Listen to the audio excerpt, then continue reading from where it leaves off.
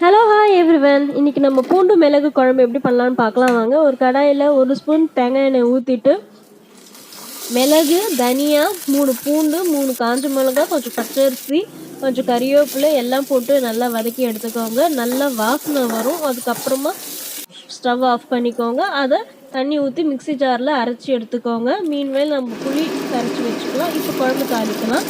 எண்ணெய் ஊற்றிட்டு கடுகு, வெந்தயம், பூண்டு, சின்ன வெங்காயம்,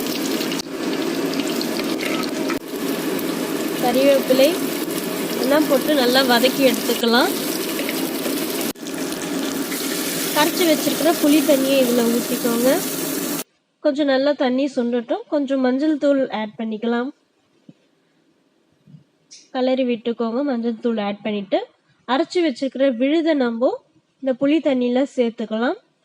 தேவையான அளவு தண்ணியும் அப்புறம் ஊற்றிட்டு கொஞ்சோண்டு கல் உப்பு போட்டுக்கலாம். அப்புறம் தேவையான அளவு நம்ம பெருங்காயத்தூள் போட்டுக்கணும். கட் பண்ணி வச்சுக்கிற மல்லித்தழையை இதில் போட்டு இறக்கிக்கலாம். நல்லா எண்ணெய் பிரிஞ்சு வந்ததுக்கப்புறமா இறக்குங்க.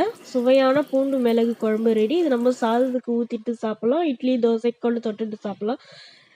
இந்த டிஷ் ரொம்ப ஹெல்த்தியான டிஷ். ஏன்னா மழை காலத்துக்குலாம் இது ரொம்ப நல்லது. மிளகு, பூண்டு, சின்ன வெங்காயம்லாம் போட்டு சமைச்சிருக்கனால சளியெல்லாம் போகும். தேங்க்ஸ் ஃபார் வாட்சிங் த வீடியோ. லைக் பண்ணுங்கள், ஷேர் பண்ணுங்கள், சப்ஸ்கிரைப்